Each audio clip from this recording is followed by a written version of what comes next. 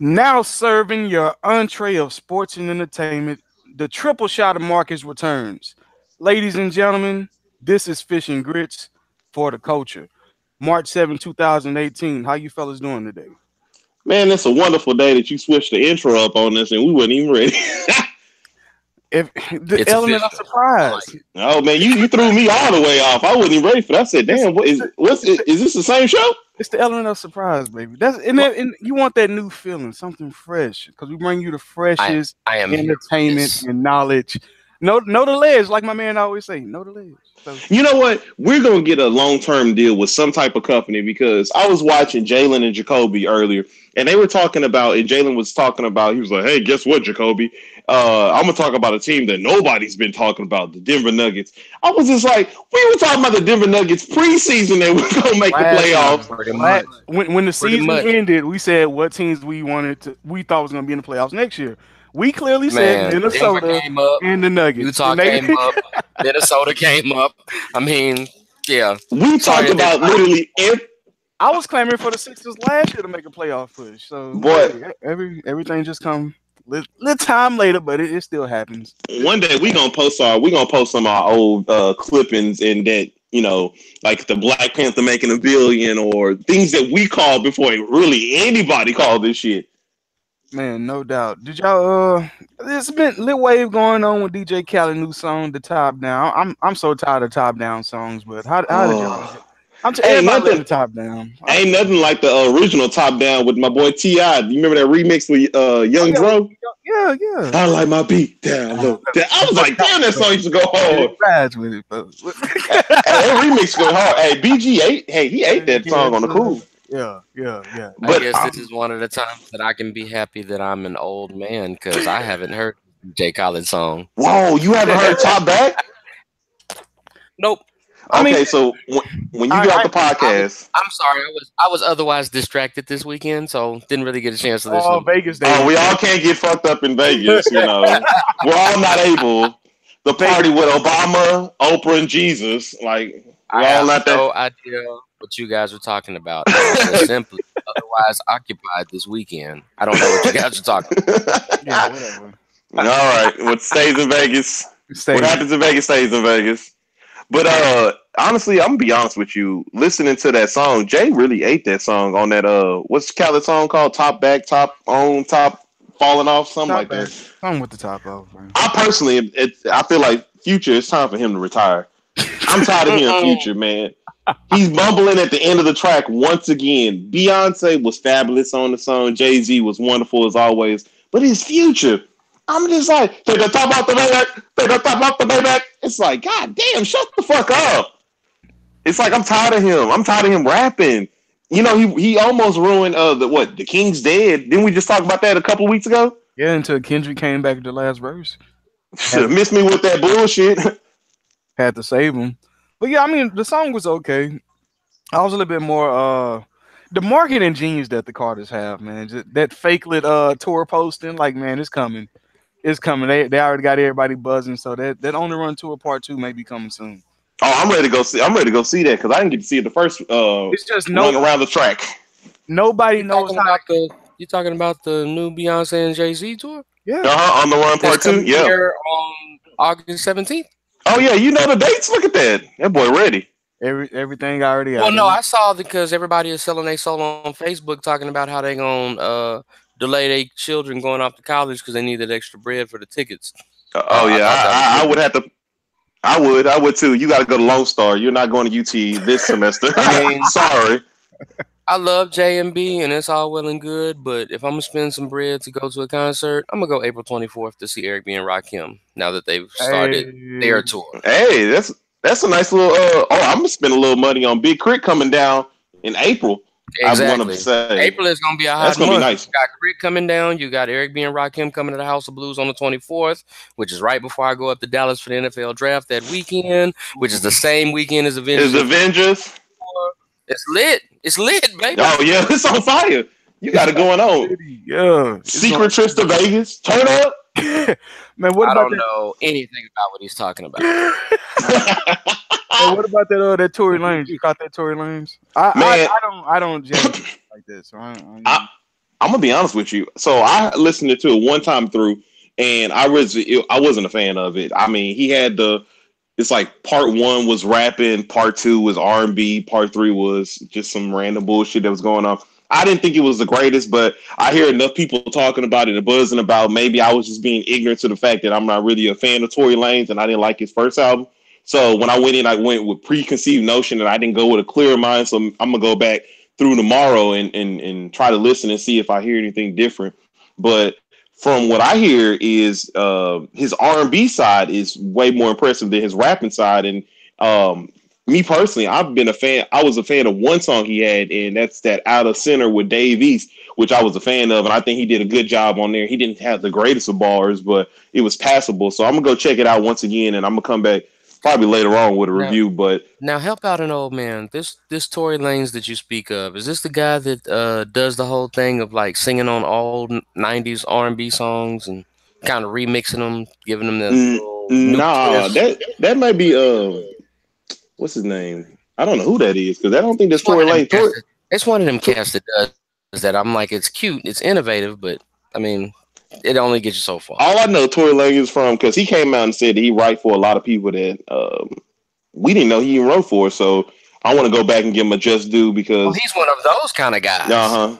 It's like a Neo or something like that. Come out and be like, hey, I used to write for this, this, and this. I'm like, okay, well, now that I know that, let me go back and give it another listen with an open mind. Crying for your credit? Yeah, that's pretty much what he's doing out here. Hey, you know how they go. You know, Dream did that for a while, and it worked.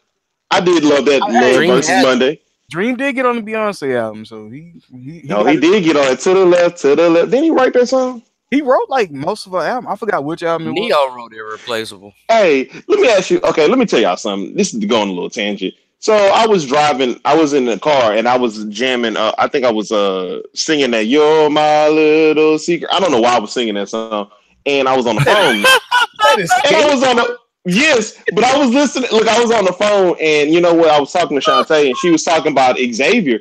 And Xavier's at the age now where he's talking about, you know, this is for boys and this is for girls. And I said, low key, I didn't really jam Escape or Brandy or any of that because I always thought when I was growing up, like, boys can't listen to that song. I have to listen to another song like The Boy Is Mine and shit like that. I was like, oh, I can't listen to that. That's for girls. But I'm going to be honest with you. Them songs just were hard. Got Silk the Shock and Master P. Man, you crazy as hell. I missed out on some good R&B trying to be ignorant. I was about to say, you missed out on 65% of some of the greatest R&B that you'll ever hear in your life. Exactly. Being crazy. Thinking that it's not cool to listen to girl music. Man, my mom's had the 5-disc CD player with all the jams up in there. Just put that back. She had a 5-disc CD. So every day was a party. DeMarcus get home from school. Mama, what's going on here? Oh, baby, we ain't doing nothing but cooking and jamming. You know what I'm saying? We in rotation. Get in where you fit in, baby. How was school today, baby? It don't even matter. Let's get on this Al Green.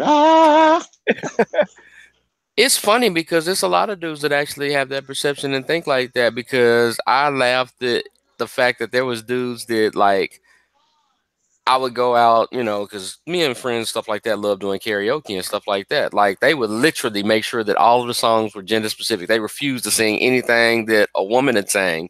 And I'm like, but it's karaoke, bro. Just sing the damn song. Like, so you telling me if Megan Ford come in and be like, well, I want you to do this Beyonce song with me, you just gonna turn down and be like, no, I can't do that. That's not. I can't do that. That's not. G-code.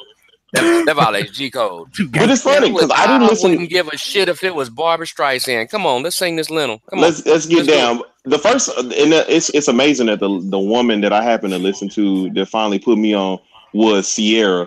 I listened to that Sierra Goody CD, and I was like, damn, this is a damn good CD. And then it made me start going back and listening to Mary J. and other people. It was Alicia Keys for me. Alicia Keys had them jams. God damn, y'all so tardy to the party, Lord. I was super tardy, dog. I was listening to boy bands and some hood shit, so I was all toe up. Cause like in my household, man, like dealing with my mom and dad, and then dealing with when I visit my grandparents and stuff like that, man, you had to know I was getting females back from the Supremes, Gladys Knight and the Pips, you know what I'm saying? And it wasn't no choice. Wasn't no, oh well, I don't want to listen to that because that's not for boy. Yeah, whatever. You get in where you fit in. That's that Motown sound, baby. You better get in. You better come on. But I did. Hey, but because of my dad, I do have a deep appreciation for Anita Baker and Whitney Houston because he religiously played them shits. Hmm. And I can't wait until Anita kicks off these dates for this Fairwear tour that she's doing this year. Oh, and please believe I'm gonna be in the building. Yes, Yeah. I'm gonna be in there, extra grown, extra grown. Yeah, I'm gonna be grown. That's gonna be grown and sexy, man. Anita, ooh, Man, that's Anita gonna be makes some good music. beyond. That's gonna be beyond grown. You're gonna see 70-year-old players, 80-year-old Yeah, players. That thing. you talking about dressing up Linens for Black Panther? They about to dress up like it's Easter Sunday. About to have all the keys. Oh hell yes, doing it, homie, doing it. You're gonna see purple linen, Yeah, burgundy linen. The flies. So suede. if it's a summertime concert, it's gonna be the flies, the sandals, and Crocs going on. Jesus It's gonna sandals go on. down. Hell It's yeah, gonna I'm go being down. that thing. I'm being that thing. And what y'all think of Jay-Z passing up Diddy on the Forbes list? About time, man. About time. You honestly, if you sit back and think that, I always thought Jay-Z was over Diddy, but it's amazing. It's amazing because Diddy name be out there. He's more flamboyant than Dr. Dre or Jay-Z with his money and his wealth or whatnot. And Diddy had money, but it always shocks me sometimes that he is up there at the top because I know he has his hand in a lot of things, but he just doesn't. I don't know. He just doesn't scream mogul like Dr. Dre and Jay-Z. And that's no shot at Diddy by any stretch of the imagination. The thing for Diddy though is that where he kind of differs and they're starting to catch up at is that in true non-colored people, let's build wealth tradition, he was one of the first people that actually built up his empire by having multiple revenue streams. It wasn't just hip hop and rap and R&B and music per se. He's done fashion lines. He still does fashion lines and shows and stuff like that all over the world. He's got his sponsorships with the different drinks and stuff that he does. Like those kinds of avenues, and people don't realize how long he's had his hand in those things. We just think about Diddy. We're like, okay, well, Bad Boy ain't making that much money. He ain't got no artists making no records. He can't be making that much money. Mm-hmm. But when you go through and you look at the totality of what it is that Diddy represents, not only with music and pop culture, but outside of that, as far as a lot of the businesses and stuff like that, that he's actually a part of and runs, TV stuff that he's involved in that he doesn't really, put out there that he, gets credit for. He gets those residual checks for and stuff like that. Like he has a lot of irons in the fire and people don't really pay attention. For people that actually follow him on Instagram, you kind of get an idea because he talks about a lot of the different business ventures that he has. But for Jay, I'm actually impressed and I'm glad that he's gotten himself up to the point where his portfolio is diversified enough to where he has those multiple revenue streams going, because literally Jay could be like, okay, well, I'm not rapping no more. And he's not going to miss no money. He still got a title. That's true. He still got his other business ventures and stuff like that. That's where the modern day hip hop star or rapper / entrepreneur wants to be. This is the next step. Whereas the Master P's of the world were the Magic Johnsons and Larry Birds. Now you have Diddy as a Michael Jordan. Now you have Jay-Z as a LeBron James. It's just the evolution of how you can go through and keep furthering your brand and your brand capacity. Man, Diddy had some good. Awesome.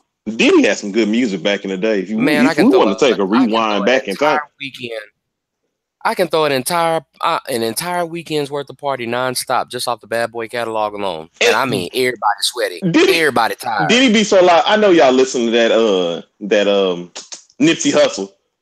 Yeah. Oh yeah. When he got that one song, what's that? That Young Niggas with Diddy. Diddy be talking shit in the background. Let's get it. Let's go, motherfuckers. Yeah, I was like, yeah, Diddy. I mean, you got to remember that Diddy arguably is the all-time ad-lib man in the history of rap. I mean, he's gonna get it in off take that. Yeah. Yeah. I mean, that shit is iconic. People follow that blueprint, that he kind of added on from a Flavor Flav or a Too Big MC with MC Hammer. It's sort of that hype man dropping those ad libs here and there that's just unmistakable. You know what I'm saying? Yeah, he took it to a whole new level. The only dude that I really compare to him when it comes to stuff like that just gets me is Young Jeezy. Yeah, that's a damn good comparison. Yeah, Jeezy gets me. Yeah, his man. Oh, Migos. Jeezy will automatically make me start rubbing my hands every time I hear him. I promise on everything. Hey, Rob. Hey, I hear young people saying, "On God." Yeah, but Ross be the dude that make me feel like I'm just so GQ in the fucking building. So I know he had that scare or whatnot that was going on. Oh, Ross gonna be all right. Ross gonna be all right. Boy, it's crazy when you think somebody about to die or you hear they about to die. You kind of reminisce about them and you think about them. And you be like, damn, I really enjoy your music. Like I really enjoy Ross music, especially him coming off that CD that we talked about last year. Was that Better Than Rap? No, that wasn't no Better Than Rap. That's so old. What was that album called? Rather you than me. There you go. That album was jamming. So yeah, Oh yeah. hopefully he's gonna hold it down. My wife outed me as a Rick Ross fan. I didn't even know it. She was like, babe, because we was riding, listening to his last album, and I was just jamming. She was like, babe, you like a in the closet Rick Ross fan. Like, what you talking about? Like, Ross, Ricky cool. So like, she was like, no, baby, you are like a hardcore Rick Ross fan. You just don't admit it. I was like, what you talking about, baby? I listen to a little bit of everything. It's not like I love him like I love the Woo, this, that, and other. She was like, okay, well, what album don't you have of his? Like, she was like, well, tell me the last time you heard a bad Rick Ross album that you just didn't like, or a song you didn't like. I was like, well, that is true. That's it. Yeah, and the nigga do Wingstop, so okay, yeah, okay, maybe I am a fan. Man, all right, his his Maybach music collection, man, love it. Oh man, I mean, and one of my favorite rap songs of all time to this day, because it talks about my favorite car all time, is always Aston Martin music. It makes me feel so. It makes me feel official.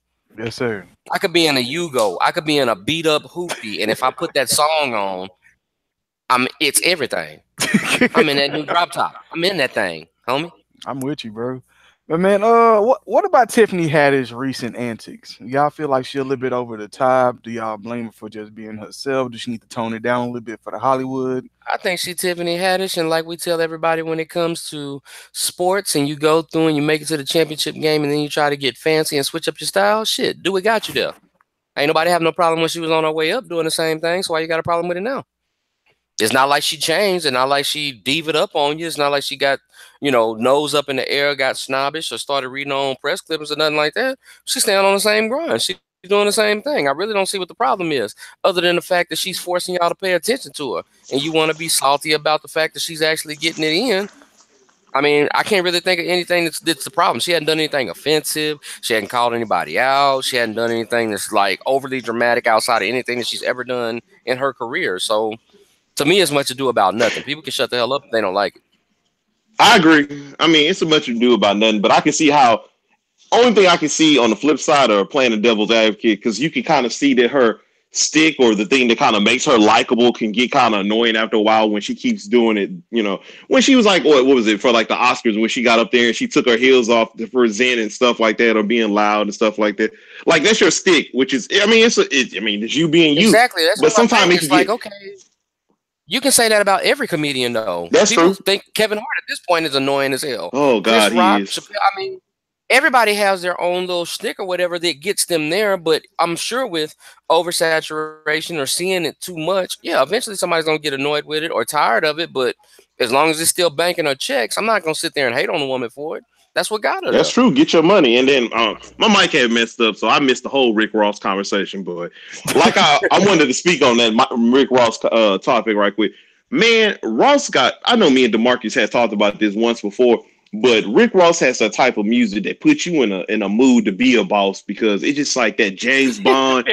He got that James Bond beat going in the background. He just be riding the beat. And it's so crazy that you said that about your wife saying that you were a closet Rick Ross fan. I was too. DeMarcus happened to call me out about it when we were just talking about it when we did a review of the last album. And it was just like, you look on your phone, you be like, God damn, I do got a lot of Rick Ross on my phone. And it catch you slipping. Take time to notice. I was like, oh shit, I do have all this shit. Okay. Yeah, I do got Maybach music 1, 2, 3, 4. But if Super High come on, I swear to God, I got a mink coat on. Bro, my song is that magnificent. That's my fucking song. Champagne sipping, go. What do he say? What do he say? M with that Aston Martin music too. That's a good one. I call that one out, fam. That's my shit right there. I told him. With the Aston Martin music, you like the one with the Drake? I can be riding in a Hughes. I can be riding in a hoopty, and that bitch just turned into a Bugatti. Do you like the version without the Drake verse, or you want the Drake verse in there? No. it has to have Drake in it. Oh That yeah, makes it even more sexy. I gotta get makes that it even Drake more verse because sexy. hey, Drake ate that verse. Who Stay would've?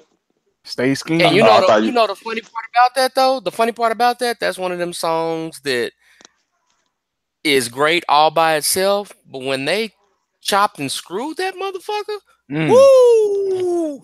Man, Aston Martin's music chopped and screwed. Yeah, yeah. bro, you can't take I that shit. just needed I got time ice to dripping. I got do ice what I. dripping everywhere. I'm in a Bugatti. You beneath me. Don't even look at me when we stop at the light. Really, don't even Eyes look at me down. as I'm stopping at the Eyes light. down when I In pull up fact, to the I'm curb. I'm in a Bugatti jet. I'm You know what I'm flying. saying? Eyes down. Eyes down. Iced out, eating my lemon pepper wings. Different type of You know what I'm saying? Rose. Hey, Oh, Ross put you in a different type of time, man. Hey, I hope he pulls through and he gets healthy. Oh, Big Dog gonna be all right. man. Big Dog gonna be all right. What y'all think about the Avengers and Deadpool getting moved up in theaters? Uh, Money move. yeah, you got to get that money. Marcus spoke. I know we spoke about it the other day. I personally was saying that I thought they were moving it to catch the wave for Black Panther, but Marcus did make a great point in saying that Deadpool had moved up 2 weeks, so that's going to kind of conflict with that money machine that Marvel want to, get with the Infinity War. I'm pretty sure Infinity War wants to break some of the records that Black Panther had taken away And that, from a lot of yeah. the comic book movies. So it's going to be a lot of people And the gunning thing for that about number one top spot. Yeah, the thing about it that I was talking about was with Marcus was the fact that, you know, the success of Black Panther has been phenomenal, and we called our shot on that. So it's no surprise to anybody on this podcast right now.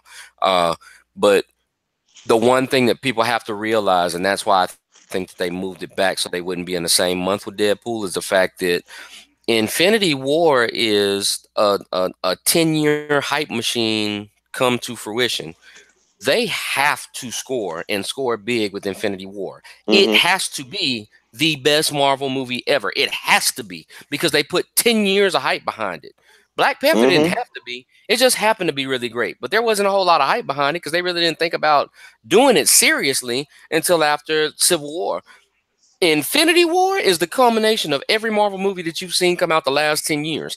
It has to be the be all to end all. It has to be everything. It has to hit on all cylinders. It has to just blow up the world. And I have no doubt that it's going to be very well received. I think that people are going to come out in droves to come see this bad boy. But Oh they my didn't. word! I Yeah, cannot wait. they didn't. I They didn't want cannot to take wait. the chance though, diluting it. That was like that Matt Lyon and Reggie Bush voting on the Heisman thing. You can't have Deadpool come out like 2 weeks after Infinity War because it was going to dilute your money pool because you're going to have random assholes that don't care about the Avengers or comic book movies just because they like seeing the random funny shit in Deadpool taken away from that money stream. Oh man, I do can't that. wait to see the Avengers, man. That, like you said, 10 years of movie making history Yeah, going I'm on ready to right have now. my doors blown off. I'm ready to have my mind just blown The thing that with I this movie. I'm ready. what are you looking most forward to in that movie? Like, if there was a certain, like, seeing who dies, or you want to see the action, or you want to see the battle of quantum. What are you looking for the most of?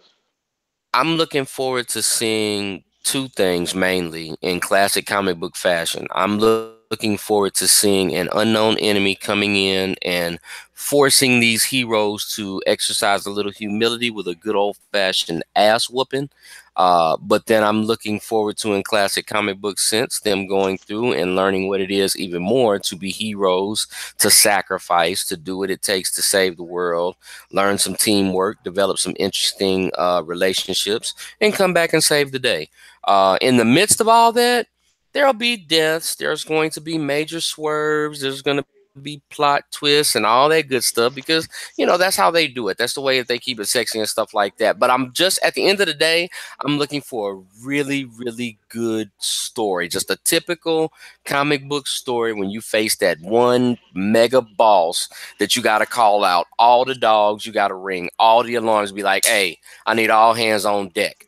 I need Man, I'm ready everybody, for the all of action. y'all. I'm ready to see that action Yes. because what the Russo brothers have done with Captain America 2 and with Civil War, they set the bar for a lot of the Marvel films. So I can't wait to see the type of action that they're going to incorporate with this movie. And then once again, a lot of people are still forgetting that this is the first film with the first Avengers film that has moved away from Josh Whedon. So I truly feel like they with this movie in their hands, it's under the proper hand. It's in the proper hands because with Josh Whedon, he gets a little too carried away with the jokey stuff and And he's moment more of into plot twists and cliffhangers than he is into action. I think for this movie, you have to have more action involved. You can still throw in some good plot twists, but if you don't bring it with the action, nobody's gonna believe it. oh yeah, man, and oh god, I can't wait, man. I just can't wait to see where everything's gonna go. I can't wait to see because this is supposed to be the end of everything that happened. So I want to know what are the repercussions and what's going to happen going forward after this movie. So I want to see,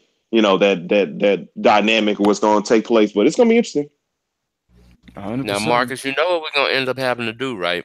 Reviewing that shit? No. You know what we already did. We're gonna have to give them their pitch. We're gonna have to let Marvel know y'all need to bring us on because we already did like the next 4 years worth of movies. We didn't We wrote already that got them host. lined out. Kevin Good people, Feige need for like highlights. the next 4 years. You know what I'm saying? 281. We got it. 797-7676. Give me a call. That boy You know what I'm saying? He Mike Jones and boys. Who is this? Who? That's the original.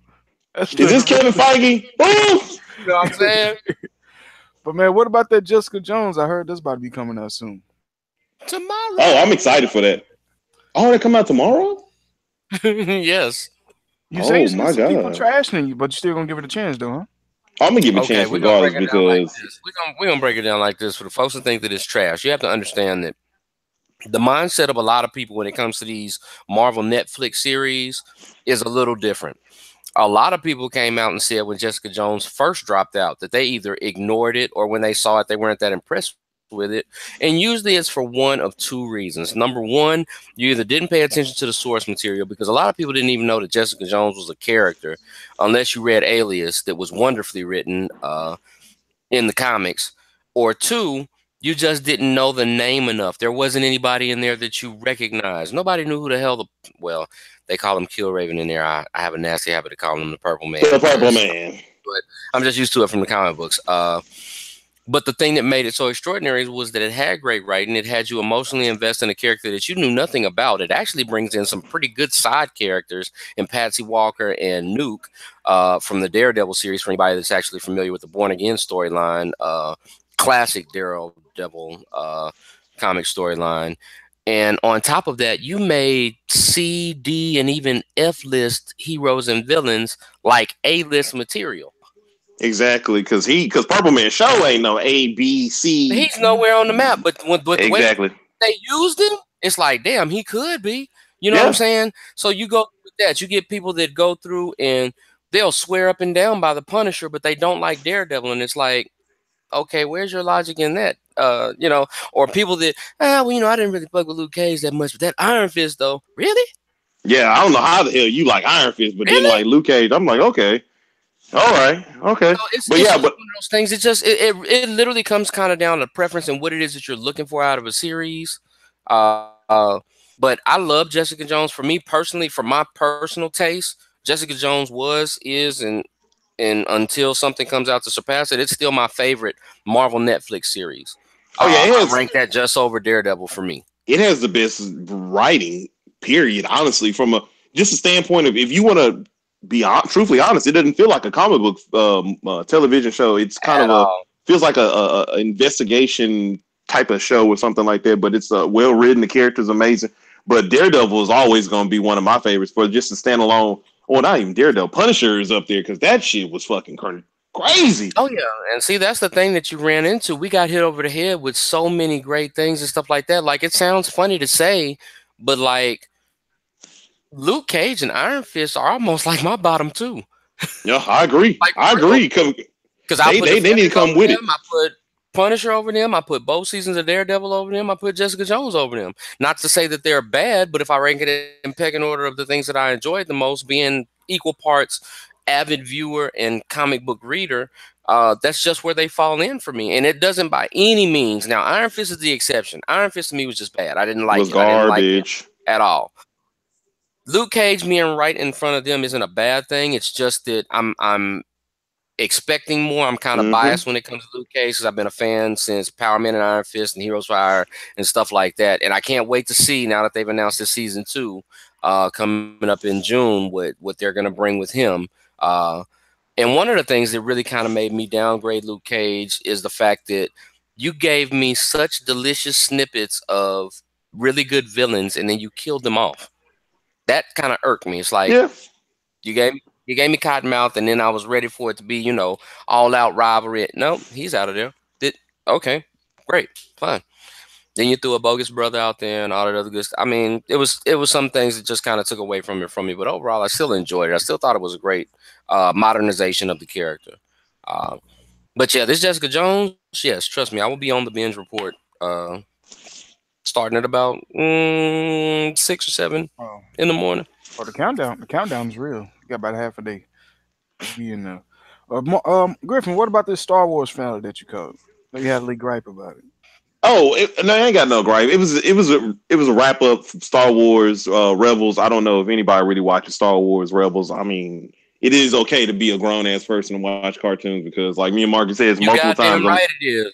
A lot of these animation shows and a lot of these cartoons have better storylines than the live action shit. Because I literally scroll through ABC, NBC, Fox, all of them, and half they shows is fucking garbage. So it is what it is. But if you're a Star Wars fan, Rebels is a great show to check out from start to finish. It's only 4 seasons. It just ended. Not to try to spoil too much, but they really, if this is considered in the same universe as the movie, Star Wars movie. So going forward, a shocker, spoiler. So if you ain't trying to hear nothing, and you're a Star Wars fan, you ain't trying to hear this.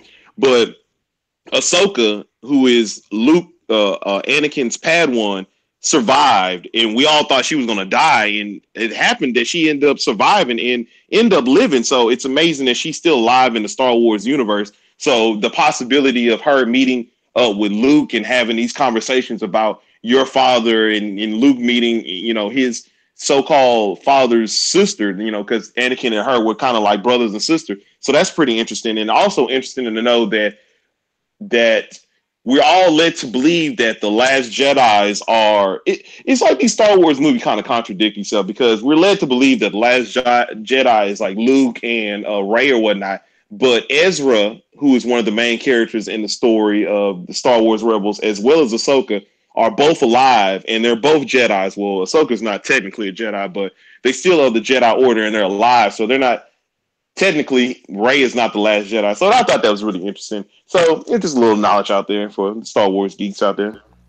Well, that's what's up, man. Quick shout out to the Oscars. Jordan Peele and Kobe taking home the Golden. Hey, shout out to Kobe for getting Oscar, who I didn't even know he was nominated for an Oscar. So when I saw him come up, when they said his name, I said, Kobe who? It's another Kobe out here? And they showed his picture. I said, oh, shit, that's Kobe Bryant. Does he officially pass Jordan? No, I'm fucking joking. Hell the fuck no. He don't pass no Jordan with no Oscar. Jordan said, nigga, I own a team. I own a team. Are you serious? Even though we trash. Give Kobe time. Give Kobe time. Oh, give Kobe time. He gonna own a team too? Yeah, I believe it. Give Kobe Shaq time. mad. I know Shaq mad. Shaq like, man, Shazam should have won an Oscar, dog. Blue chips, man. Blue chips. Kobe out here like MJ. That boy said blue chips. Oh, hell no. Man, Blue Chips is a good movie. I watched it again this week. Blue Chips was live. I like it. Was all right. That's a great movie, man. Petey Bell. Great. Man, that's a great. That man put that on great status. Ooh-wee. It wasn't Glory Road. Let's not get ahead of ourselves. It was okay. Blue Chips got repeat. It was cool. What about about Friday Night Lights? Hey, that was a good one. Oh no, that was a good movie. Friday Night Lights is nice. It's not a lot of good basketball movies. It's more good football. Coach Carter. I still watch Coach Carter like all the fucking time on TV. I love Coach Carter. Coach Carter. I'm watching Glory Road right now on TV. Glory Road. Is that the one with Texas Western? Derek Lou. Derek Lou playing there. There you go. Yeah. And, hits from the street. You know what I'm saying? That's a throwback right there. But man, what's the new shows that's out? The new shows that's out on Netflix and Hulu that you've been catching? I haven't caught not one goddamn thing on Netflix. Honestly, man. And I guess I'll give it as sort of a PSA because it's not necessarily new, but it's new to a lot.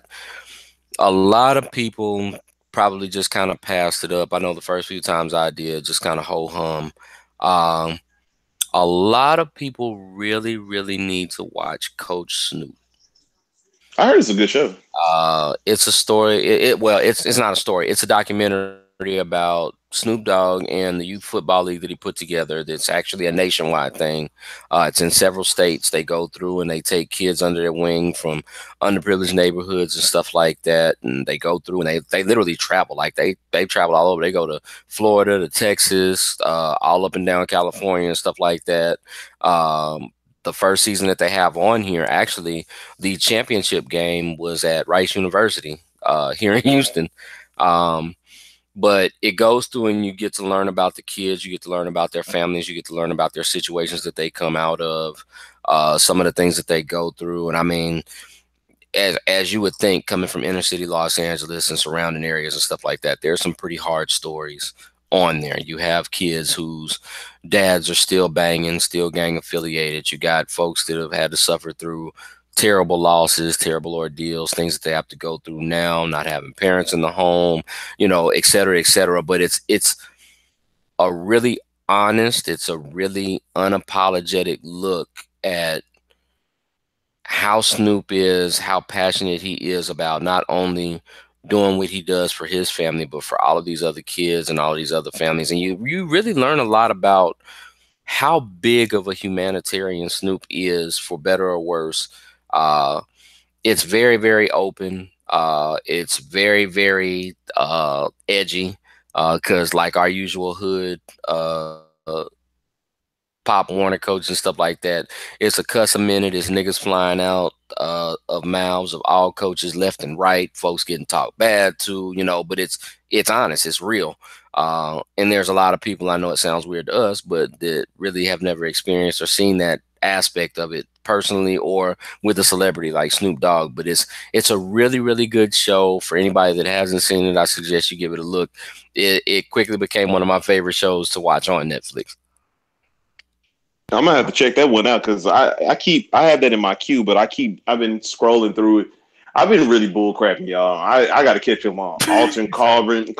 I got to catch up on 7 Seconds. I'm bullshitting. The Shy. I'm just like, man, I'm falling off. But I did see, for those people out there that do watch Scandal and How to Get Away with Murder, they did a little crossover episode that was pretty damn good. You saw that shit too? Yeah, man, it was fire, man, and it just. I said the first episode that I done watched like ever in the history of these two damn shows that I really don't care for at this point because I think they've been on too long, and they do the little mashup. I said, "Is that Olivia Pope with her?" Yeah, man.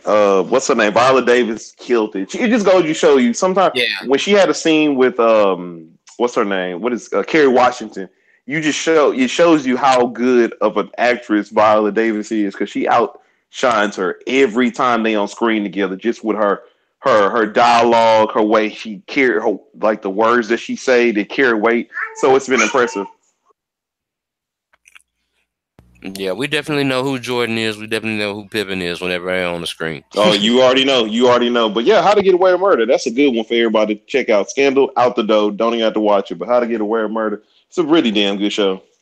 No doubt, 100%. And man, the Marlon Wayans stand-up, Wokish. Was it funny? It was good. It was a lot funnier than I thought it was going to be. It's actually really good. I enjoyed it from start to finish. Like I always say, it was always Sean the one that wasn't funny. So when they come on, Sean was corny as shit, man. I was like so tired. Sean was the eye candy, allegedly. Sean was the one that they tried to use allegedly for eye candy. Yeah, Marlon was always the funny one. Sean looked like he was I ain't gonna speak on that man like that. Let's move on. Stop it. I ain't gonna go there, man. Cut it out.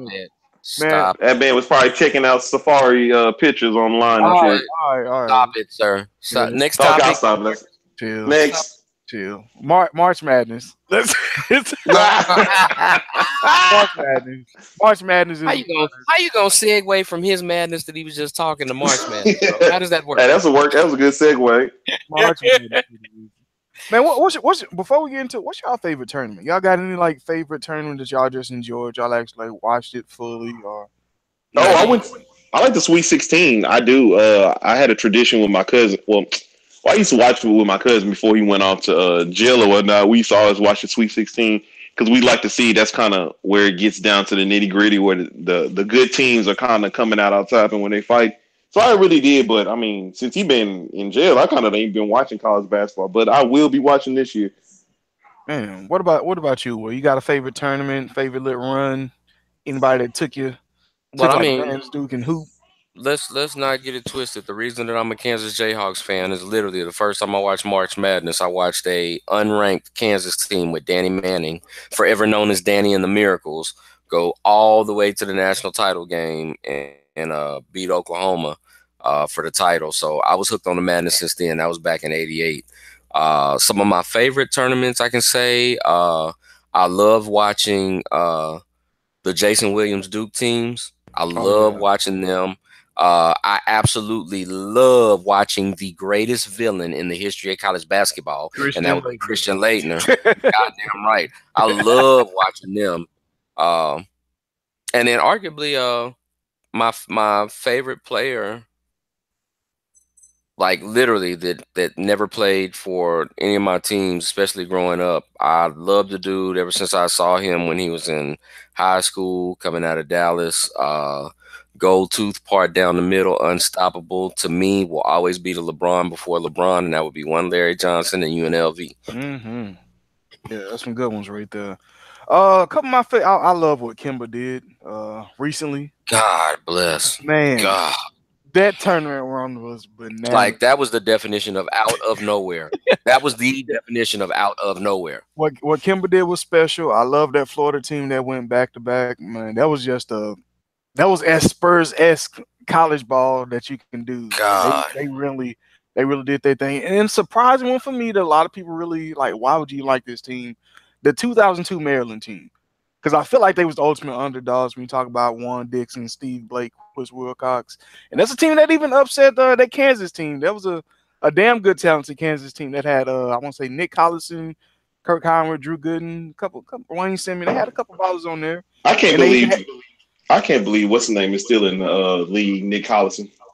yeah, What? yeah, and, Yeah, What? he's still yeah. on the Thunder. He's still on the Oh no Thunder. no no no no no no! I'm just amazed at the amount of disrespect you have for one of the greatest Kansas Jayhawks of all time. Oh man, Me, you can't he believe. killed my Mavs. I give him respect, but I I'm was just to say, impressed that he's still in the league. oh yeah, Nick gonna find a way. He get in there. He keep his mouth shut. He bang. He rebound. He do what lunch, he take. lunch pail guy. He plays I three mean, minutes I'm and go more sit down on the surprised. bench. I'm more surprised that Thomas Robinson is in the league, if we're being honest, than Nick He is. Collison. Oh my god. He can't score for nothing. I remember when he was on the That dude Rockets. he was a rebounding machine in college. Like people don't Oh, he was a understand. Like scoring and rebounding machine in college. He drugged that Kansas team to the national title game, and if they would have played any other team not named Kentucky with that NBA All-Star team, they'd have won it. that is He true. unfortunately had to run into Anthony Davis in Kentucky. I mean, it is what it is. Man, that dude was special in college. That dude was super special in college. But man, is it any teams y'all looking forward to that's gonna be making the tournament? Or y'all gonna be filling out brackets? What y'all gonna do for the March Madness? I always fill out brackets, and Oh yeah, at least I get one or two. Other than my Jayhawks, because I'm biased, I'm kind of paying attention. I want to see what it is that Virginia does because they're the shock of all shocks, being number one. And I mean, they're strong arming the hell out of that number one spot right now. They've actually been the most consistent basketball team in the country from start to finish so far this year. So I'm interested in seeing what they're going to do. I'm kind of interested to see who's going to turn up outside of the usual suspects and, just kind of really show a shock or surprise. And I'm really looking forward to seeing what my alma mater is going to do, those Houston Cougars. They actually look really U strong of this year. H. U of H, man. I think a surprise team for me that I've been keeping up with recently is Purdue. Purdue got a damn good team. Purdue got Oh, a yeah. damn good team. I think they're gonna make some noise in this Big Ten tournament. So that's gonna be one to look out for. Of course, U of H. Big fan of that team. Like Kelvin Sampson just won Coach of the Year in this conference. So hey, hmm that's a big step right there. But if they can play some defense, man, I'm telling you, I think U of H could get to the Elite Eight if they in a good bracket. It's all about the bracket, You like know, you said. Marcus want to hear that. But I think U of H. Hey, man, I think they can make a run. I think they No, can be they a Cinderella. Griff. They are real. That's a real They deal meet the good team. they meet the requirements that you need to be a bracket buster in the NCAA. They have a talented backcourt and they play great team defense.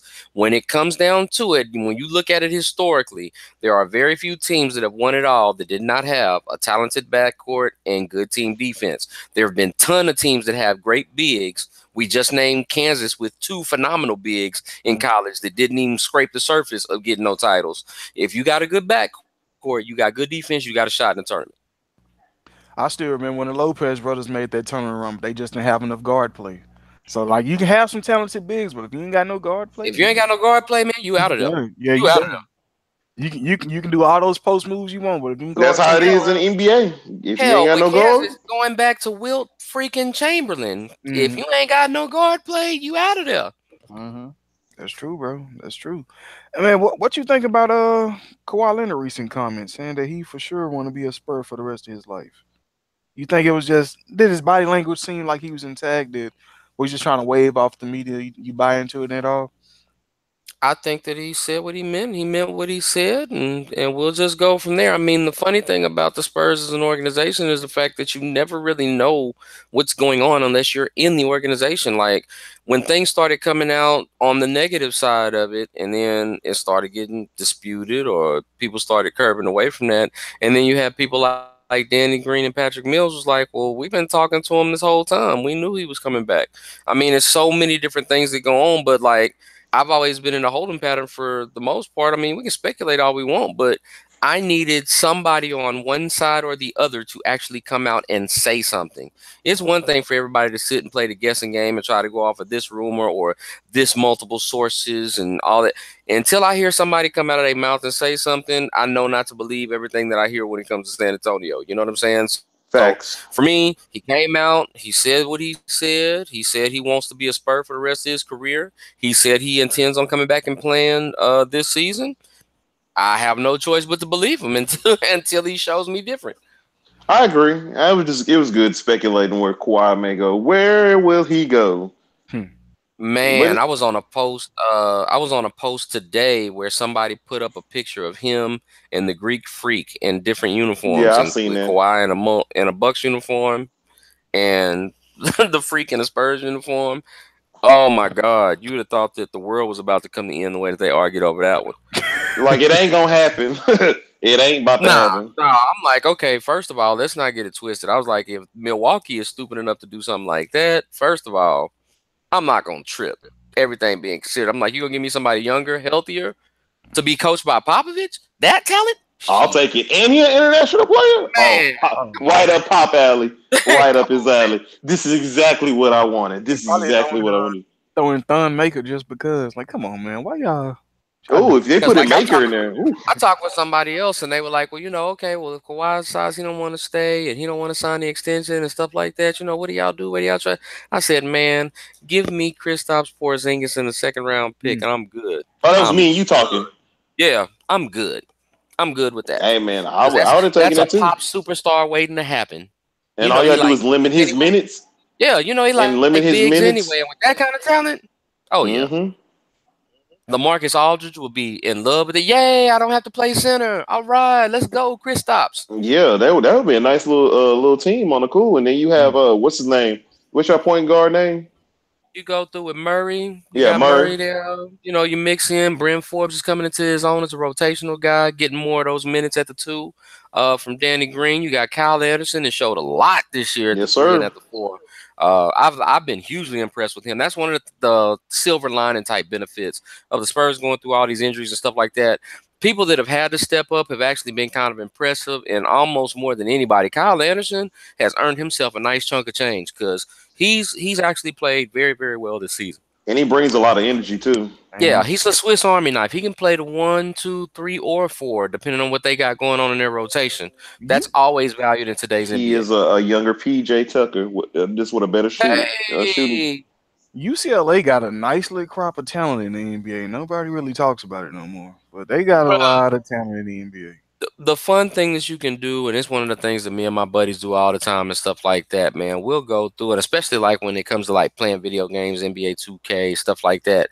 We'll go through and we'll do like our seasons and stuff like that, but we'll like fantasy draft based on you can only pick players that graduated from this school or that school or coming up with your all-time starting 5 for this school or that school. Oh yeah, UCLA has an embarrassment of talent, like all time Mhm. and recently as well. Yeah, Uh, I mean, they have a who's who of talent that people, don't really take into consideration. I mean, you got your Kevin Loves, your Got the Drew Westbrook, you Holiday. got your Drew Holidays, your Darren Yeah, Collison. you got your who? You got your who? What was his name again? Drew Holiday? Yes, Drew Holiday. The Drew Holiday that I have been preaching about all Hey, he's year long, underrated. who is I helping. got to give you your props. You did talk about him from the very beginning of the season, but I mean, Did you he's watch always him? been underrated in my opinion. He's Did a you good watch the player. game last night? Did you I watch the watched game some of the last night of him putting on the show 17 assists? I said, damn, Yeah. Drew. Rondo. Damn, Drew. Rondo helping him out. Hey, Rondo is playing like I mean, not MVP Rondo. He's No, playing like playoff Rondo. playing like he was last year before he got hurt. They should have beat the Celtics, man. The Bulls. Oh yeah, they would beat them have. boys. It's just when Rondo play in playoff form, and then on top of that, a thing that nobody really has been talking about with Rondo is he's developed a shot, and he's not jacking up shots. He's taking well executed shots, so he's not taking a pull up jumper. He's trying to create separation, give himself time where he knows he's going to make the shot and make it count, and where he's going to be a factor, and teams got to come out there and defend him. So it's been really nice to watch the Pelicans. So just them with Boogie Cousins, really, they would have fucked a lot of shit up. Well, honestly. they got the MVP on their team, so I mean, sky's the limit. Oh, and then another person I want to give some love to is the person that we talked about, Mirotic. He out there balling too. No one talks about him. Had a quick 27 the other night. Well, I mean, you can do that when your teammates ain't punching you in your face and. Oh yeah, and you ain't trying to whoop your ass. Well, and shit. sometimes it's addition by subtraction, man. You get into a better situation because from what I understood about that situation, he was the asshole in this situation. He deserved to get punched because all of the people in Chicago was on Portis' side. On Portis' side, and that's why Portis been balling. That's why he can get that 30. Yeah, that's why he can get that 40 points. I'm gonna get 40. I'm gonna get this 40. Nah, son. Nah, 39. Bro. Nah, bro. There's no 4 in front of your score. Sorry. But yeah, I'm gonna toot our horns a little bit. A lot of these teams that's in the playoff hunt that are in the seeding that they are, we've been giving them shout outs since preseason. So I like to give us a pat on the back. But I mean, of course, if anybody is really paying attention and they're using any kind of logic and not looking at it with any kind of bias, it's kind of hard to understand why people wouldn't think that the Minnesotas and the Utahs and the Denvers, especially off what they did last year and acquisitions that they've made and stuff like that, it's hard to see why they wouldn't be able to logically understand that those teams were going to be in the mix. Regardless of what you wanted to think about them personally, when you look at the collection of talent that they have on those rosters, man, it's hard not to think playoff teams. Now, the funny part about it is, how good would them damn teams be if they were in the East? Oh, I know, especially Denver. God, Denver would be like a third. Oh, you ain't lying. They got the talent. With that big in the middle, man. And I'm gonna be honest with you. A team to look for in the future is going to be the Phoenix Suns because they're a draft pick away from just being a legit team. They don't have no choice. They ain't did nothing but stockpile thoroughbreds for like the last 4 years. They're like the Sixers West. Like they have their own process going on right now where they got a bunch of ridiculous talent with somebody that don't know what to do with it yet, and somebody will figure it out eventually, and then they'll be lit. Because Devin Booker is balling. They got all Devin Booker's ridiculous. They're like Kentucky. They're like Kentucky's pro team. Like 25, 5-5. That's good stat for especially for him. Like every guard that they have is from Kentucky. Trey Lyles. Who else they got on their team? Who is it? Ulyss is on that team. Yeah. Booker. Oh, I do like Ulyss. I mean, they got like almost every Kentucky guard that came out in the last 4 or 5 years is on that roster. So Suns, Kentucky Suns. Yeah. The boys say Kentucky. We're doing this 7 seconds offense. We're doing this 7 seconds offense real right now. As a matter of fact, we're going to do this Texas Western out here. We're not starting no bigs. 5 guards out there. Let's get it. 5 guards. Let's go. Chandler, stay on the bench. What you think of the game last night? If you're over 6'5", you're no longer needed. What game last night? Oh, the Rockets game? Number 16. That was a game? For about 10 minutes it was. I'm going to be honest with you, man. That was a game? There's something I do want to talk about on just a quick serious note.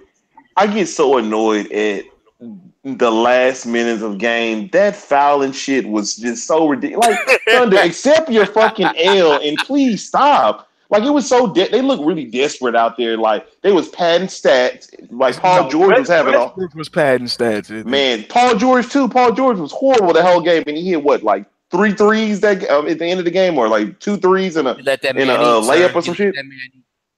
I don't know, man. I just laugh at the fact that people continue. I'm not gonna be rude because I see why people have their ways of doubting the Rockets and going to say that, oh, the Rockets don't have James Harden. You know, he crumbles in the playoffs. Chris Paul, he crumbles in the playoffs and things of that nature. But looking at the Rockets top to bottom, if you really want to stand back and really look at their roster, they're really filled in at every hole that could be that need to be filled in, when from defense to defending the three to making free throws to making a three to spreading the ball around. The Rockets got it going on right now, and then people just happen to keep on shitting on the Rockets, thinking that Thunder gonna beat them. Didn't happen. Thinking that the Bucks gonna beat us is not happening. So I mean, it is what it is. I just can't wait for playoffs, and I'm hoping that they're gonna carry this going into the playoffs, and that's what I got to say about that. Okay, there's two things when it comes to the Rockets, since we're being serious, that has to be addressed. First and foremost, the reason that most Rockets fans feel like, well, oh, we're doubting them, we're shitting on them, and this, that, and the other, is we're pretty much all from Missouri. We've seen this before. We want you to show me. We've seen great regular season from a lot of teams. You got to prove it. You have to actually go there, get those playoffs, and make it happen. And then they'll be believed. Until then, what happens in the regular season is pretty much just what it is. It's the regular season. Now, the second thing for it, which is something that I think every Rockets fan should fear, if you guys would have like started on this 16 game run maybe 3 weeks from now, it would probably be a lot better, because the one thing that you don't want to happen is for y'all to shoot y'all's wad, so to speak, and tap out on this winning streak now and come in and leave yourself open during the playoffs. Because the interesting thing about the playoffs for the West right now is that everybody is starting to shift and move around. So there's really no guarantee as to who you guys will play in the first round. And there's some potential monkey wrenches that can come up in the first 2 rounds for the Rockets on a matchup level, especially if things like going cold or injuries come into play for them when they get to the postseason, which would further feed into the narrative of, oh, well, you know, I knew the Rockets would choke, this, that, and the other. Because, you know, when it comes down to it, if somebody wants to hate on the team, they're never going to use logic to do it. They're just going to hate on them. But those are the things, seriously, that I would say would be the 2 biggest things that the Rockets and their fans have to look out for. You have to be conscious of the fact that it's not like we didn't think that the Rockets weren't going to be an elite team coming into this season. They showed us that last season. I personally don't believe that, because you say that and because you know that, but not everybody knows that. Because okay, well, I go off of what people do as far as like trends and stuff like that are concerned, and all I've seen on TV, all I've heard about is how the Rockets are this threat to the Golden State Warriors now, how they're for real, how they're the second best team in basketball, how they're the best team in basketball, how they have everything clicking and stuff like that. So as far as the narrative goes, I understand Rockets fans keeping it hungry a lot of Eagles and stuff like that. You can still claim the underdog, still claim not to be respected, and it has validity to it. But far and wide, like the way America thinks, like the way Vegas thinks, no, nobody is doubting you at this point, because they can't make that much money off you at this point if you went to a sports book and bet on them to win it all. it doesn't. I mean, it doesn't. Honestly, at this, me and DeMarcus, when we was looking at, we went back and we were looking at playoff matchups.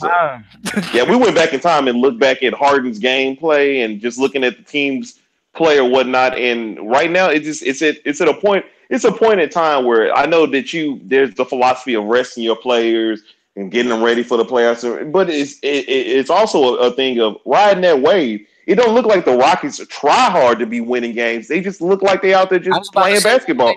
What would they need to rest for at this point? Exactly. Well, I mean, yeah. Some people say that that you need to rest going to the playoffs, but the Rockets just look like they're having fun out there. Is somebody 38 on that team? Nah, ain't nobody really old except Chris Paul. That's there ain't no reason to rest. Well, Nene is the oldest player, I believe, and Nene doesn't like this. Greg Popovich, when they won their title in '99, when they won it in 03, when they won it in 05, when they won it in 07, he wasn't resting nobody. When did anybody rest on the Spurs team before they started getting old in the 20 teens? That's something that's new. People act like the Spurs have been resting folks like forever. Man, Tim Duncan and them used to be on them fucking court from start to finish. When you got them young legs, you run them young legs. That's called pressing your advantage.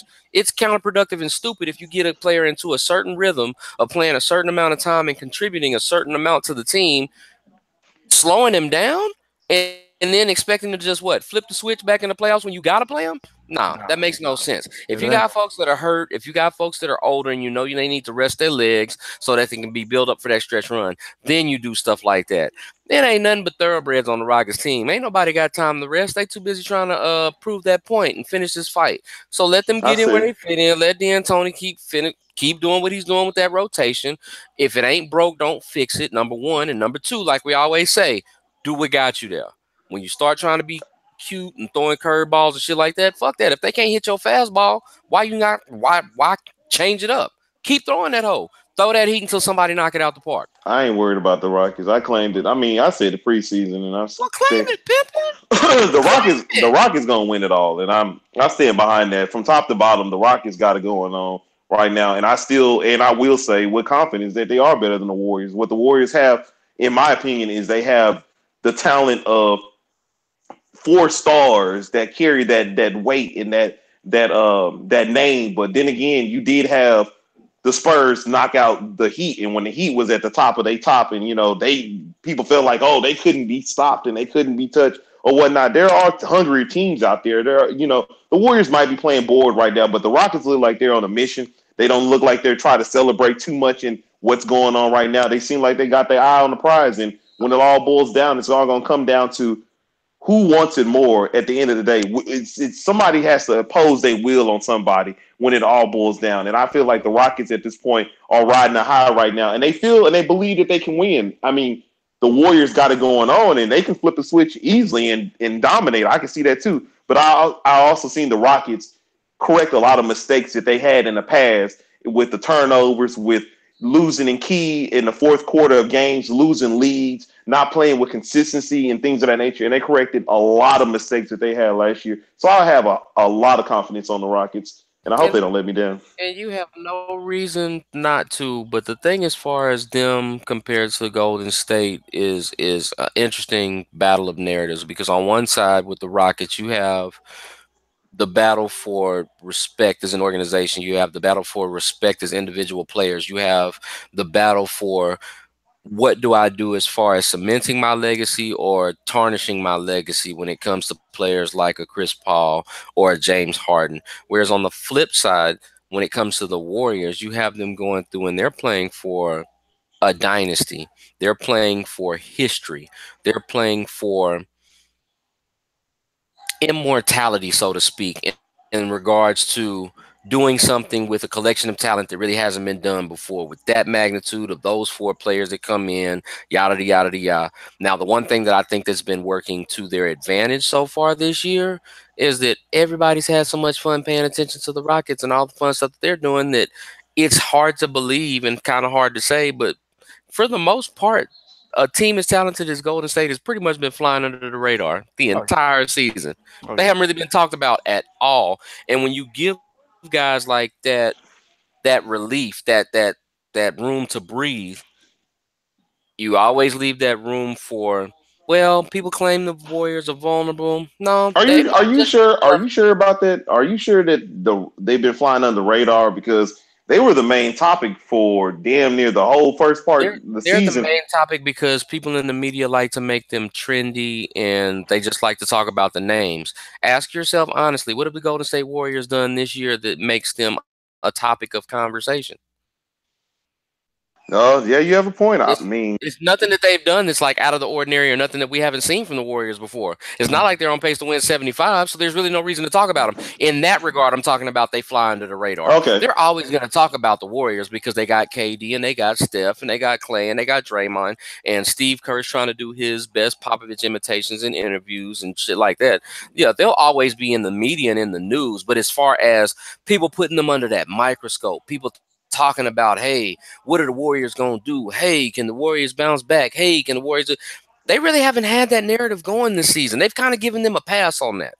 And it's one of those things that when you give those guys that kind of lead, when they can just kind of sit back and lull themselves into thinking that, oh, we're playing with house money, we ain't got nothing to lose, or even to the point of if Steve Kerr is worth his salt as a coach like they say he is, I'd be turning the shit into, damn, they just don't even respect us enough to even give us no credit. All I hear about is the Rockets, the Rockets. They the challengers. They the new dogs on the block. They doing this. They doing that. You can go through and spin that motivated any kind of ways, but it'll be interesting to see because, like you said, it's literally if it comes down to it, and if the basketball guys love true basketball fans enough and they want to see the best product out there, we will get a Golden State Houston conference finals. It will literally come down to who wants it more, who has the most at stake to lose and to gain, and who's going to do what it takes to get through there. And for that reason, I think that that'll be one of the most entertaining playoff series that we've seen, arguably in probably the last 10, 12 years. I look for it to be a dogfight. I think that the matchups are a lot better than most people want to give it credit for, just because of the fact that the Rockets don't have as many household names as Golden State doesn't mean that they're not as talented or not as hungry, most importantly. And that's the biggest thing that's going to come down to it for me is that edge that I give to the Rockets is the fact that there's hunger all up and down that lineup. Everybody that's on that goddamn team wants to win something just to shut people up, if nothing else. Yep, reminds me of my 2011 Dallas Mavericks. Yeah, I mean, whereas on the Golden State side, you go through and you look at it, and okay, if we win it, then great. Dynasty, we end that thing, we move up there, tied with San Antonio, 4th all time in titles, great. If we don't, we still the Warriors. We're gonna reload. We'll be back in the finals again next year. Blah blah blah. It's just a different kind of dynamic, but it'll be interesting to see because, like I said, it'll just come down to the hunger of the players collectively. Who wants it more? Literally, will determine who's gonna go to the finals. Yeah, Rockets in the finals. Rockets for the title. Let's do it, man. I'm just ready for these playoffs. We ain't got too much longer, about a month and a half. So I mean, I'm ready for the playoffs too, but I've been very, very, very. Can't nobody tell me that they have not been entertained with the regular season this year because I think what's special about been entertained with the regular season this year. You say you what? I haven't been entertained by the regular season this year. I've only seen my starting lineup play one game. Oh, I can understand. I was just about to say I can understand you not really enjoying the regular season this year. It's been all right. It ain't been all that. It ain't been all that in a bag of chips. It's gonna be interesting to see because I'm just ready for to see these matchups. That's when it's all boiling down. But like you said, playoffs. Let me ask you guys this. And this is a serious tip. I know I was just joking a second ago, but on the serious tip, does it feel to you guys like starting with this season in particular, but maybe from like this season, next season, the season after that, we're about to experience that next changing of the guard as far as this young talent taking over the league, seeing new faces of the league come through, see some of these other faces start to fade off into the background and stuff like that. It just feels like there's another evolution about to happen in the league as far as like the pecking order and who the next faces of the league are going to be. It's about to be. It's going to be a Ben Simmons, Embiid. Like it's coming. It's here. I was telling somebody this the other day when I don't know, I think I was talking to my mama just randomly about some sports, and I was saying that it seems like a lot of teams are starting to become more team oriented and not star driven, and that's starting to show with your Denvers and your you might have those unique players on your team that can be considered as a star. Bradley Beal and the Wizards. Don't go past your own team. The Rockets. Oh yeah, the Rockets. The Rockets employ that narrative fully. Yeah, so it's going to be very interesting to see what's going to happen going forward. But like you said, I'm very hopeful for what's the league's going to go because there's a lot of talent out there, from the Lakers to the Nets the other day to the Suns. A lot of these bottom feeding teams are just a few players away from being a threat, and then you could see some really hard competition. The Mavericks, they surprisingly. I ain't gonna talk about why they beat Denver, but whatever. But it's interesting to see a lot of these teams on the come up. In my opinion, like the Sixers, like you said, that's really interesting. It's always entertaining when you see like new folks. It's cool to see folks come through and have that consistency. And if you earn it, if you're a dominant team like that, then that's great. But it's always fun to see somebody come up. You know what I'm saying? It's always good to see that next big thing come out of nowhere, and kind of surprise folks. That's always entertaining, especially when it comes to basketball. I agree. Oh, 100%, man. And now for you two Rockets fans, I have one last question. Don't mean to dwell on it, but I just have one more specifically for y'all. As it pertains to Mr. Harden, is there a more likely chance that he ends up with the Kobe label in regards to the fact that he may go down as one of the greatest players ever that was never really considered to be the best player in the world at any point in time? And Or will he break that stigma and will he come through and be like the next face of the NBA, the next greatest player in the on the planet, like James after Harden? a LeBron or a KD? Yeah. I don't think he's gonna hit that level for the simple fact is a lot of people knock his game all around. It's just because he relies so much on the fucking free throws, and that's what annoys me about James Harden to death. I feel like he tries. I feel that, but nobody knocked Karl Malone for that either. And that man made a living damn near almost half his points from free throw line. I think he's one of the most underappreciative stars that we have in today's game because Nick Wright. I mean, I can't believe didn't give him praise. Nick Wright. He said he talks about the Rockets, and he's the only analyst I see on TV that constantly talks about the same thing that we talk about with the Rockets. And he says, what James Harden is, this man can literally tell you, if you look at his career, like me and DeMarcus talked about, there's a story to his career, and you can really see the development of a person who you didn't, like a Kawhi Leonard or something like that, who was not supposed to be a star, just become a star before your eyes. And you look back and you look about what James Harden did, and he really has an argument that this should be his third MVP that he's working on. And for him to say that speaks volumes. I know you, and then me and much like a Kobe Bryant. That's why I asked the question. It's along that same narrative. And if you look at him in the playoffs, there's also narratives. He's a young man, so he's like 28. So we looked at his playoff skit when he played. When he played the Thunder, that was the first year. What was it, DeMarcus? The Thunder the first year. He's playing his old team. So we see why he was kind of the Blazers. They were speaking to Dwight the Rock a lot. And then what happened? Then went to the Western Conference Finals against the Warriors, and then lost to the Warriors in the first round. Then you beat OKC and lose to the Spurs. So it's a lot of moments in James Harden's career where you've seen him shrink down. That's why I don't think he'll ever get top billing, like you said, like a LeBron James, like a Kevin Durant. He has a lot of making up to do in the NBA eyes. And then another thing that a lot of people don't talk about, he's not very athletic, so he's not very flashy with his finishes or anything like that. It's a lot of good passes in the league. So, yeah, you can get out there, you can get 11 assists, make him look nice, but you're not flashy enough. It's nothing that really stands out about James other than his mohawk and his beard. That's all he really is. I mean, but the flash is not there, and he'll never get top billing, ever. He will never get top billing. And this is a guy that can finish with both hands, step back, crossover, pass, score. Like, he can do it all, and he's actually playing somewhat defense. Not lockdown, but he's playing some type of defense. So yeah, there's always going to be some other star out there that's going to get more the defense that the coach wants him to play, because his coach isn't a defensive-minded or orientated coach in the first place. To me, that's a misnomer. You can't sit and talk about a man's defensive prowess if he doesn't have a coach that's enforcing defensive ability in the first place. I could see if he was playing for Pop or if he was playing for Thibodeau and he was giving forth that effort. It's like, okay, well, this dude predicates himself on defense. You got to play defense. D'Antoni don't have that mindset. So to me, it's not that big of an issue, because if it don't hurt the coach, if it don't hurt your efficiency overall, and if it don't hurt your win-loss column, I mean, I could give a shit, to be personal. Steve Nash was never a great defender. That didn't stop him from winning 2 MVPs. Oh, I can understand. I think James Harden is going to make that league. I think he has more to grow, and I think as he develops more of the point guard role, and he kind of becomes a quasi point guard. Yeah, don't get me wrong. I still don't think that he's peaked yet. He hasn't had that shining moment as they did. He hasn't had his moment. He hasn't had that moment. I think so.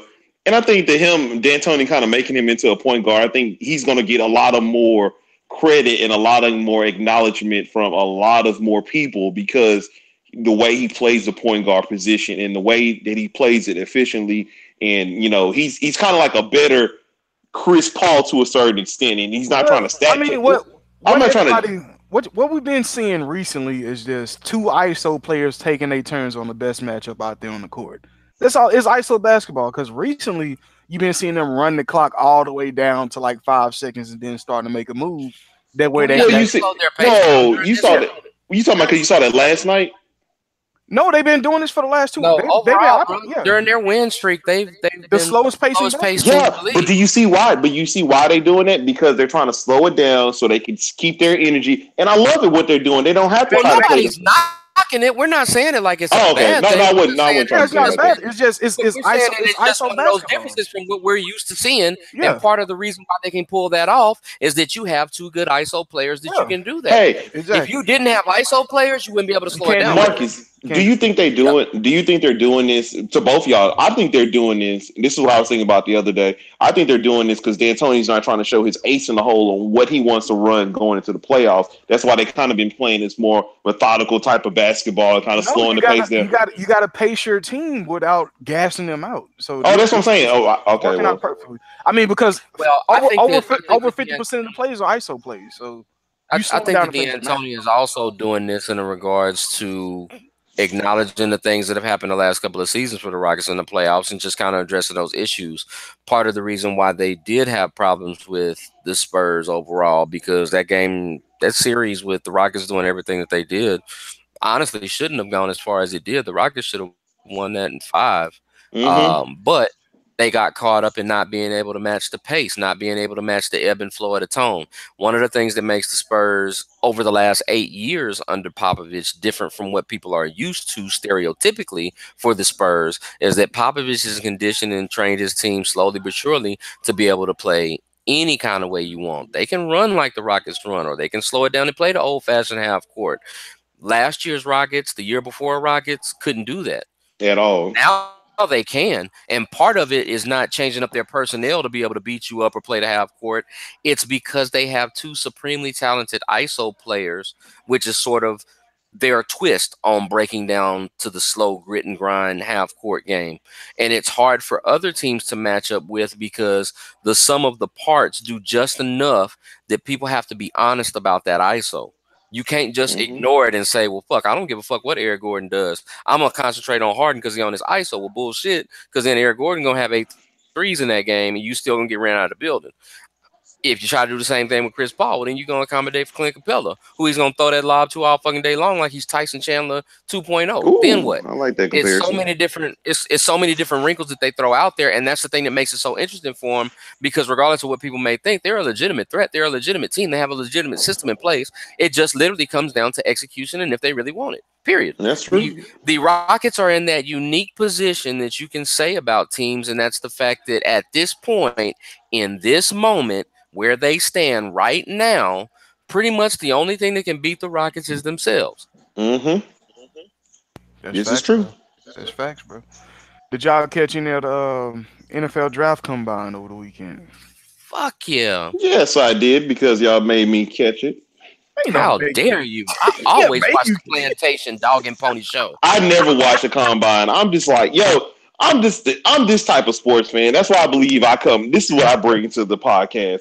I am the person that just ready to see the sport as it is, and then I'll look at that from that standpoint and analyze and look at it. I don't need to see the inner workings of the combine. I'll just catch it at preseason. What team are you on?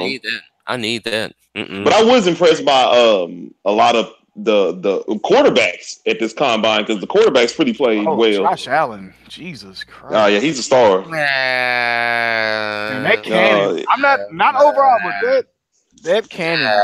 Jeff Jordan had a cannon. So what? Sorry, y'all. I dropped my speaker at the house. My fault. If y'all heard that. You good?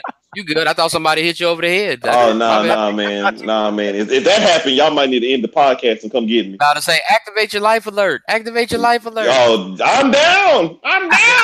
Am I the only one that's on board saying that Saquon Barkley has to go number one? Is anybody else on board? You are the only one. I don't think he should go number one because I think he should go number two to the Giants, so the Giants can have the elite squad to make the Cowboys irrelevant for the next 5 to 6 years. I just don't want to see him end up with the Colts, so I'm really hoping that the Browns get their life together. He's gonna go he's not gonna fall all the way down to the Colts. The Giants would be stupid. But that's what I'm saying. The Colts, well, the thing if that you you don't have to understand is this, though. There's no guarantee that the Giants stay at 2. Yeah, that's the problem I don't like. The Colts can easily trade up and go up to 2. Oh Lord! And then we gonna have a headache. Oh Lord, we gotta worry about the Jags and the Colts and the Mariotas of the world. But Bruh, no. If they get Saquon Barkley with the Colts, y'all better beef up on linebackers in Houston like a big bitch, because them running games is gonna be hellacious. This will be Oh, the yeah, third it's- straight year that my favorite prospect go to a rival team. First it was Zeke, then it was Jalen, and now I got to deal with this. And I have to keep my fingers crossed, because now there's an increasing possibility that my boy Derwin James might end up in that green and gold. That thrills me to no end. That thrills me. we to know you no- happy. Yeah, because Well, other than that, Roquan- man, the one thing that I've been really like super duper impressed about is the fact that like in this combine, it was sort of a reversal, positionally speaking. Teams that need linebacker and safety help, man, you picked a good year to suck. Mm-hmm. Man, Hello, Baltimore, because Baltimore sure hello, gonna take Green some. Bay. Oh my God. There's a couple Seminoles that's out there that got some good. The Colts need a couple of safeties, if you want to be honest. Well, they got. Well, I got to see how old boy is Malik going to come Hooker. back. Yeah, he got hurt this year, so it's still TJ like an Green. incomplete on him. You know what I'm saying? Who you talking about? Malik Hooker. Malik Hooker, Oh the yeah, kid from Ohio State. He got forgot hurt about early, him. so yeah, What y'all think he got about hurt super early. Shaquem Griffin? What y'all thought about his performance? I thought he was Awesome. fast. He was impressive for a man that is not letting his handicap define who he is. I think he's doing a great job. I hope he goes earlier than the third and fourth round like they're predicting. I hope he goes in the second round or the first. I mean, it is what it is. Well, do you as know long as where you they go out have there and you perform. They got him coming out in the third or fourth round, I heard. No. I mean, have you seen any mock drafts? Oh no, what they got him in down? Yeah, I've seen 3 mock drafts where he goes in the third round to Philadelphia. Oh well, come on down because we loading up on talent over here. I got Michael Bennett with that. Give us all the talent. Interesting side note on Griffin, for a lot of people that don't know, his brother is in the league. He's Shaquille Griffin that started in the place of Richard Sherman in Seattle when Sherman got hurt. And he's also related to one Marcus Griffin of the Fishing Grids Park. Oh, well. Holla at kinfolk. Okay, then. Hey, what up, cuzzo? What up, cuzzo? You know what I'm saying? The Griffin What clan. I had to call my daddy. Hey, daddy, do we have any, cousins or anything going to the NFL this year you know about? Nope. Man, the guy that kind of stood out to me was Quentin Nelson, guard out of Notre Dame. Oh, big dude could move. I think he's gonna be a legit like all pro center probably for the next 5 to 10 years. All pro guard. You had that first round pick now, don't you? Yes, we do. But, hey, I trade anything for Watson. Yes, we do. Wish we had that, but once again, I do like Mr. 45 touchdowns himself, Mr. Deshaun Watson. Oh my God!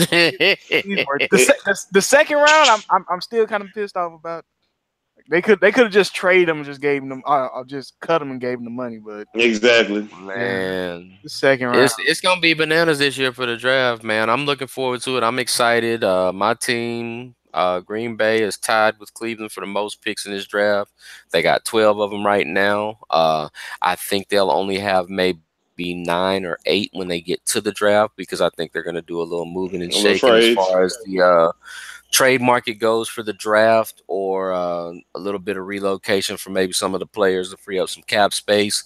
I know that the visit with Muhammad Wilkerson that took place today seems to have gone pretty well. He and the defensive coordinator there now, Mike Pettin, are quite fond of one another.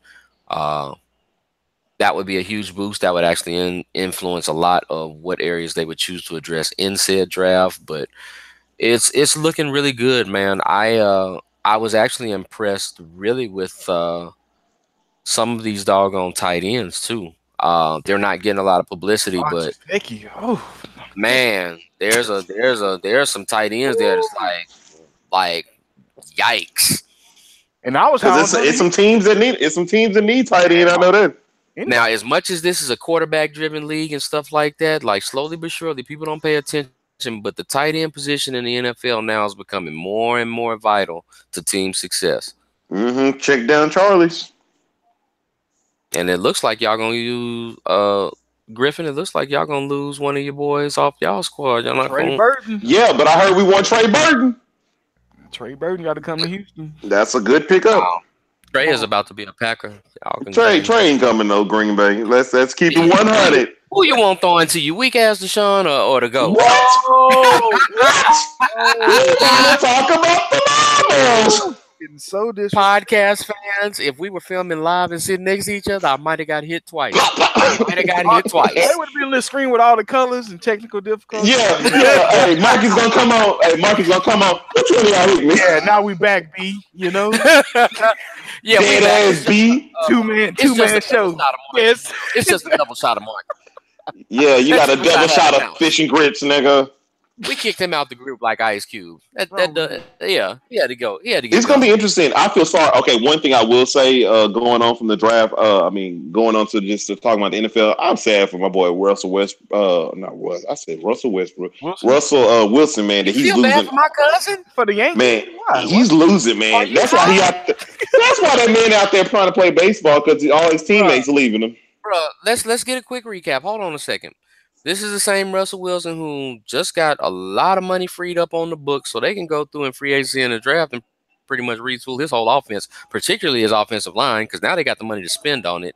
Secondly, you're going to put him in a position where he's going to start putting up Tom Brady and Aaron Rodgers-ish type numbers by default because they ain't got no other option. He about to throw like 38, 39 touchdowns again next year.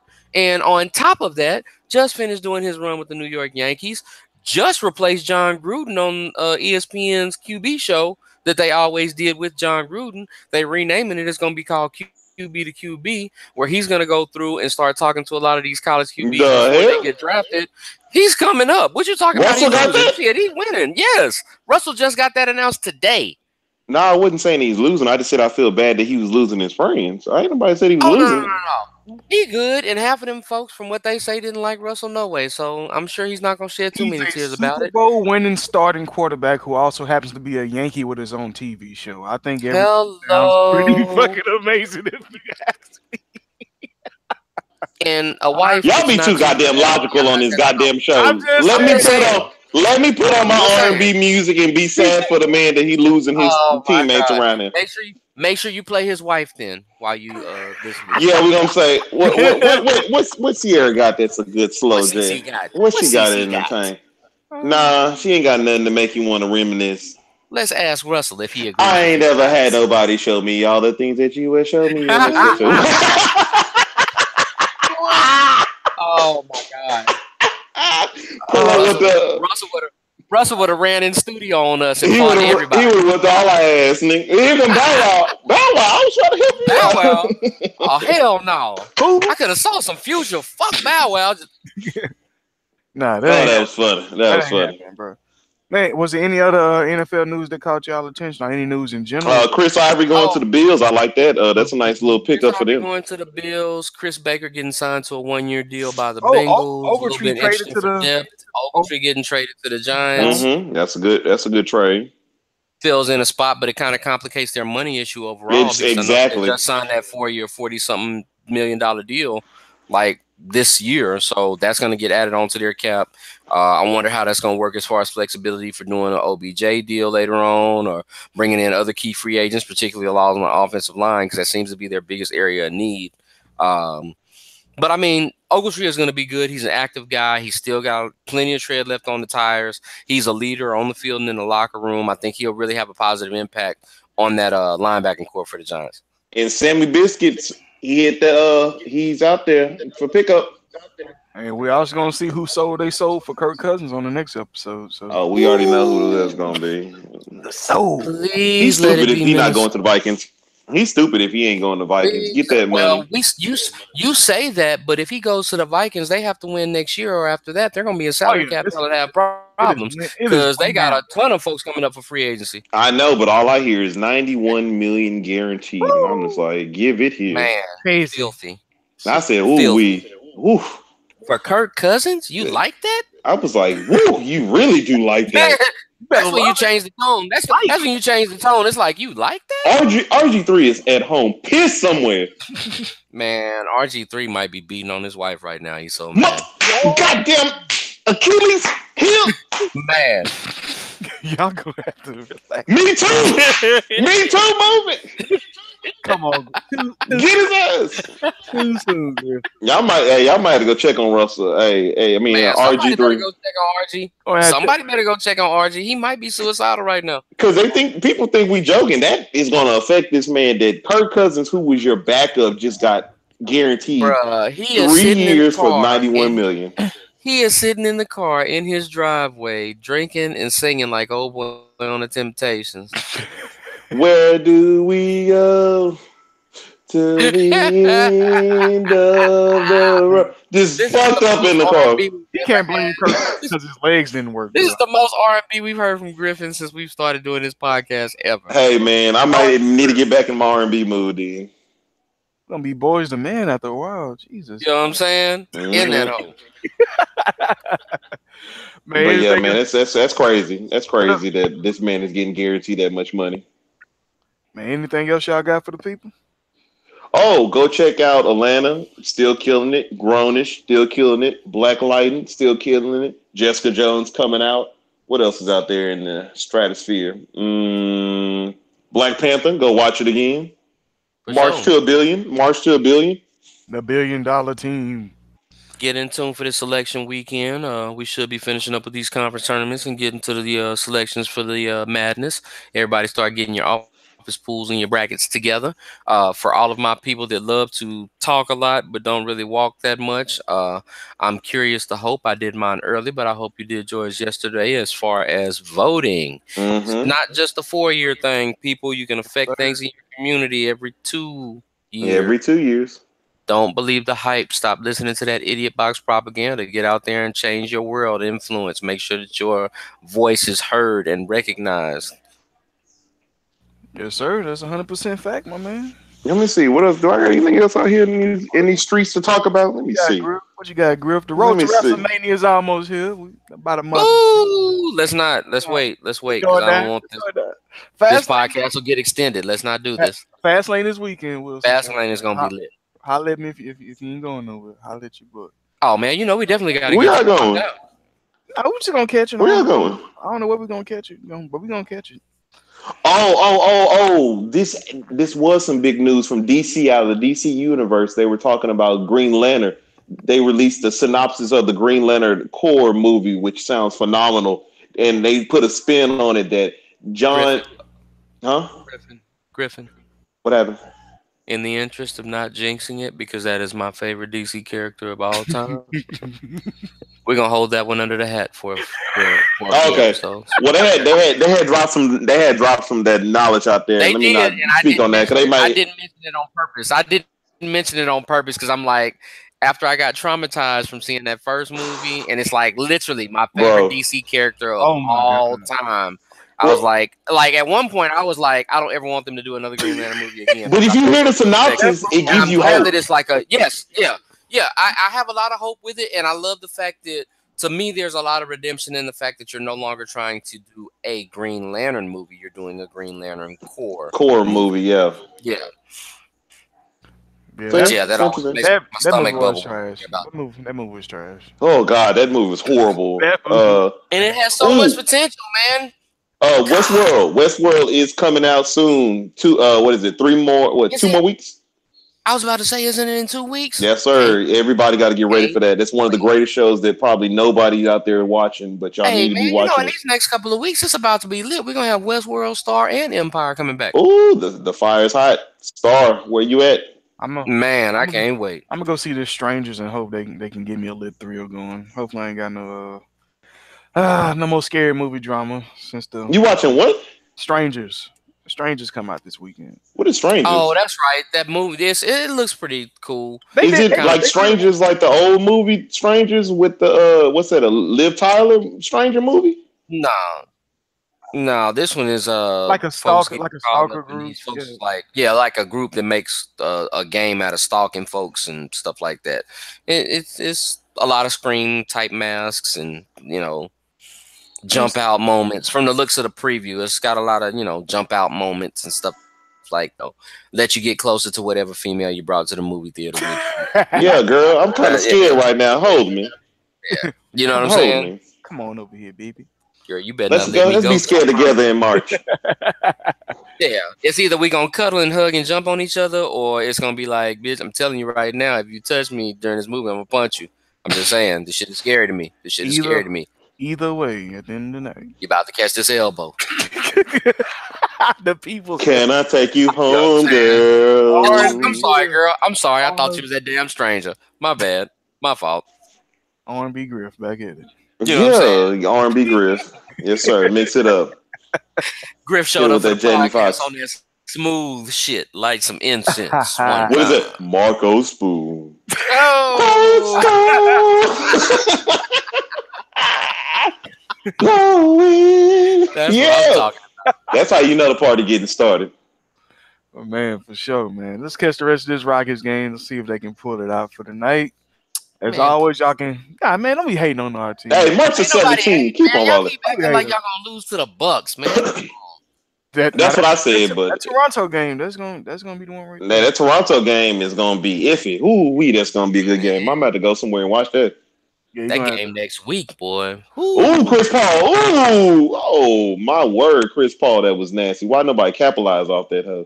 I'm sorry. We talking about the. Oh lordy, everybody, turn this podcast off. He just switched to full fan mode mid podcast. It's all right. I didn't got mad, man. Chris Paul doing beautiful moves out here, and Eric Gordon airballing the ball. God damn. It happened. Griff over there, like, yeah, you know, we represent one time for the fish. God damn it, Gordon! What the fuck? We're gonna have to put you on TV restriction during podcast recording. Yeah, you might have to put up the censor. Bullshit seizure over there. I'm getting mad. But man, as always, y'all can find our content on melanatedandilluminated.com/fish and grits, SoundCloud, iTunes. Follow the page. Any and all things you gotta do to listen to this content for the culture. But as for now, this has been Fish and Grits, and you guys have just been served. Y'all enjoy. Scoot, scoot. Mama! Mom!